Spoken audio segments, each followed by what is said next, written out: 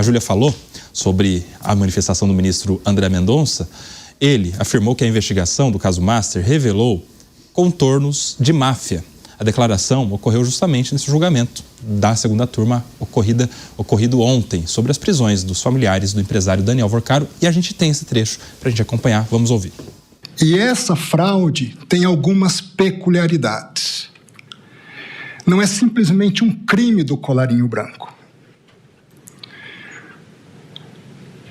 É mais do que isso.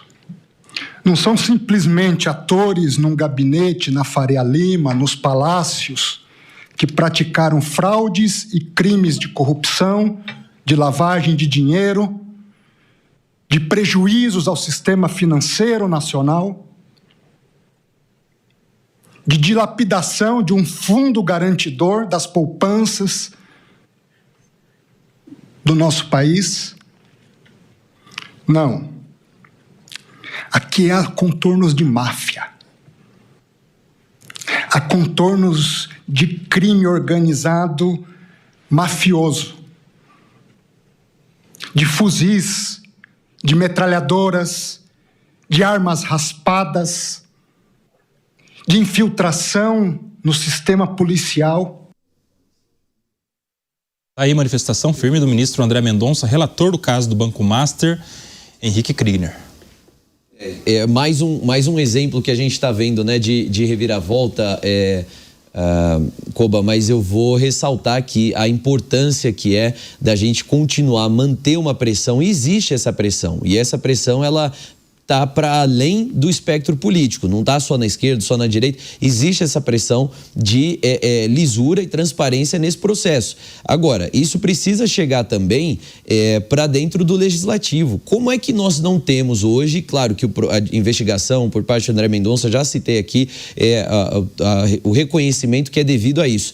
Agora, como é que a gente ainda, até agora, não tem uma CPMI instaurada? Como é que a gente não tem uma investigação parlamentar acontecendo nisso? Eu sou muito cético dos resultados das últimas CPIs e CPMIs. A gente viu que a do INSS, por exemplo, e outras também, não foram aquelas mil maravilhas. Porém, precisa acontecer, porque se não acontece, é isso que a gente vê, um bando de atores que são parlamentares, mas que estão lá trabalhando para poder mascarar aquilo que pode surgir, aquilo que pode vir à tona. E isso o brasileiro não aguenta mais. Nós vamos acumular Banco Master, INSS, quais são as outras pizzas que nós vamos ter para esse ano de 2026? Pegando aí 25 e 2026. Será que é esse precedente, mais uma vez, que a gente vai reforçar no nosso país, de que você pode fazer o que você quiser, você pode roubar o quanto quiser, prejudicar idosos, pensionistas, no caso do INSS, mas também prejudicar aqui o Brasil dessa maneira? O maior escândalo, na verdade, corrupção financeira que a gente teve na nossa história. E nada acontece, e talvez você vai ter um prejuízo de algum pouquinho de tempo. Essa é a mensagem que a gente vai deixar para o Brasil do futuro. Eu acho que isso é a coisa que mais deveria estar preocupando também os parlamentares. E de olho na eleição.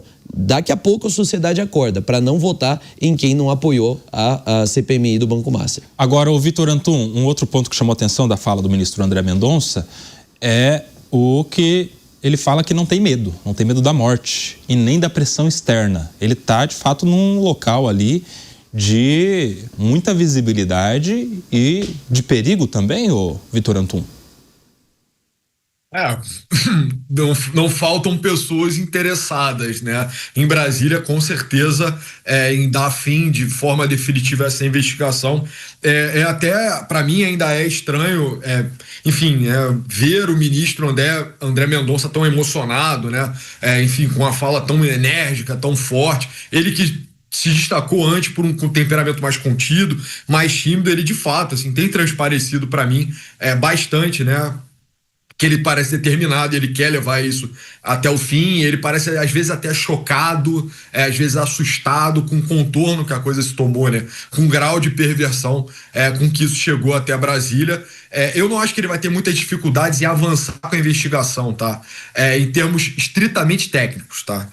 Eu acho que uma das coisas que destaca também no escândalo do Banco Master, além dos excessos, mas é também um certo amadorismo nos esquemas. Então você vê que as coisas estão muito relatadas, né? Estão muito claras, fotografadas, né? Parece um escândalo que se destaca, né? O próprio Vorcaro como player nesse mundo da corrupção se destaca mais como uma pessoa agressiva, né, que persegue agressivamente esses esquemas e é muito sedutora do que um perfil mais técnico, né, digamos assim, de conseguir esconder, né, acobertar as iniciativas que toma para perverter o sistema brasileiro, né, o sistema político brasileiro. Então, eu acredito que sim, né, em algum nível o ministro André Mendonça está em perigo, definitivamente sim, e particularmente por conta do caráter mafioso do grupo do Vorcaro. Isso é algo que eu acho que tem vindo pouco à tona em relação às manchetes sobre gasto de dinheiro ou valores monetários, mas é que o Vorcaro tinha sim a capacidade de perseguir,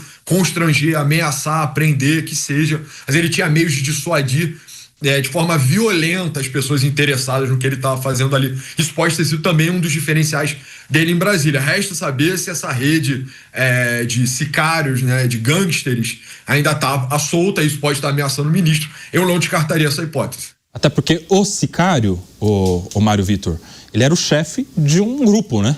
Até esse momento, do que a gente tem acesso, havia apenas a intenção, o pedido, a existência do grupo, mas até esse momento não se revelou nenhum ato concreto desse grupo violento, armado, que intimidava e que atendia aos interesses do Daniel Vorcaro de maneira mafiosa. Koba, mafiosa é o termo correto. Os diálogos realmente mostram ali uma fala típica de gangster. Eu tenho pouco a acrescentar ao que os colegas já falaram, só queria dizer uma coisa. A gente já tem um histórico, nos últimos anos, de endeusar juízes, de elogiar muito os juízes e depois a coisa degringola. Então, parabéns para o ministro André Mendonça, que continue assim, mas um grão de sal nunca faz mal.